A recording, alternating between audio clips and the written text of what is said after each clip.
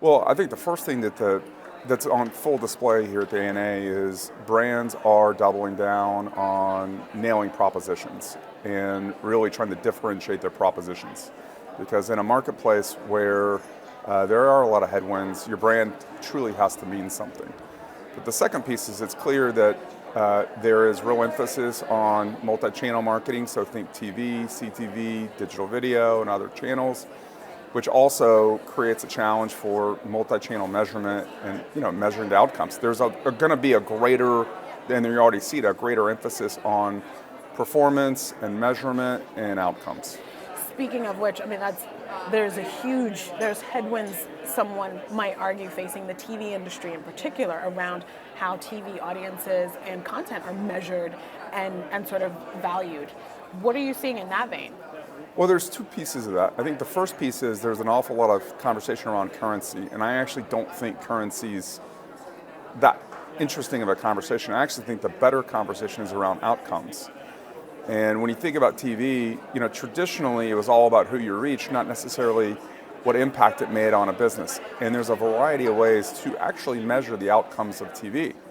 And there's a number of plays in the playbook. One of the ones we love working with a company like EDO, where they're pairing TV airings with Google searches, and you can actually see in a minute-by-minute basis, how TV ads are performing at driving brand search interest.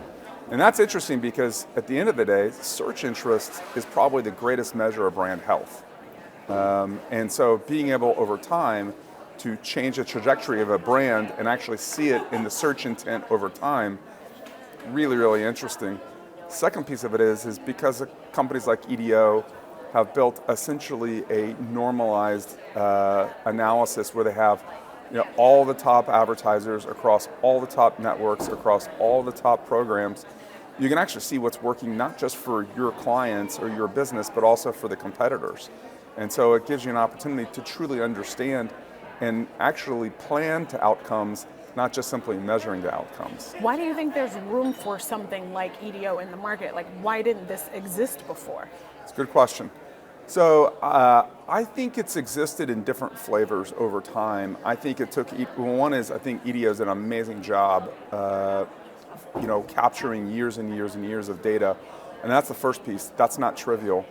I think the second piece is normalizing the data is hard. And I think they've done an amazing job of normalizing it.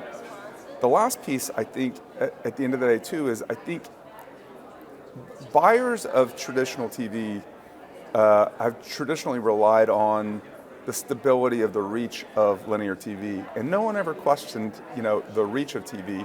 Therefore, no one ever questioned the impact of TV. Now that you see TV facing those headwinds, there's a lot more scrutiny.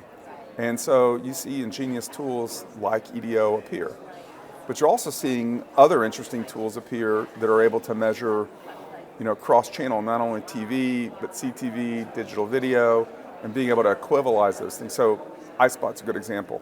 Done an amazing job on building unified measurement and leveraging those kinds of tools to measure outcomes, has allowed marketers to measure what used to be really, really hard to measure, not just in hours, but being able to really help teams optimize those kinds of campaigns when it matters most. So one of the things that I've heard consistently here is also there's this kind of a shift between sort of the challenger brands and more of the established, we could call them old school brands. Are you seeing both types of these brands change their approach to TV, or is it one more than the other? That's a good question. So let's start with, I think anybody that's a major brand is probably reassessing how they go to market. And I think there are a couple of key pieces of that. One is they're probably reassessing, who their targets are and how they consume media. So I think if you're a major brand and you always did, a traditional sort of linear mix, you've seen consumption change, and so you've seen TV having less of an effect on the business. So they're having to re-architect, how they go build multi-channel campaigns. So that I think that's, major brands are in one area. You've got challenger brands that did an amazing job at activating on TikTok and Facebook and other places. And frankly, some of those places have run out of steam, And so they're having to test into linear, CTV, and other kinds of mass things. So it's really the same story, but from two different angles. Is there any particular, other than EDO, or is there any particular technology or platform or shift that you're particularly excited about? Well, I think, to me, it's like a 3D chessboard, and there's actually sort of 3 layers of innovation going on. So one is content as we know it, obviously, is not just being aired across, networks and cable, but it's being aired across all kinds of CTV platforms, on phones and so forth. So I think that's the first piece. And there's a lot of innovation on how an advertiser can access, not only that content, but their audiences. So that's the first piece of innovation. I think the second piece of innovation is being able to leverage data across all those platforms, first-party data in particular, being able to reach customers or prospects that either look like your customers or you're trying to upsell and cross-sell existing customers. So I think there's a lot going on there in terms of innovation, particularly in the cookieless world and first-party onboarding. There's a lot going on there. And then the final piece is the measurement area. And right now, what's interesting is if you were an incumbent in the measurement world, your incumbency is being challenged.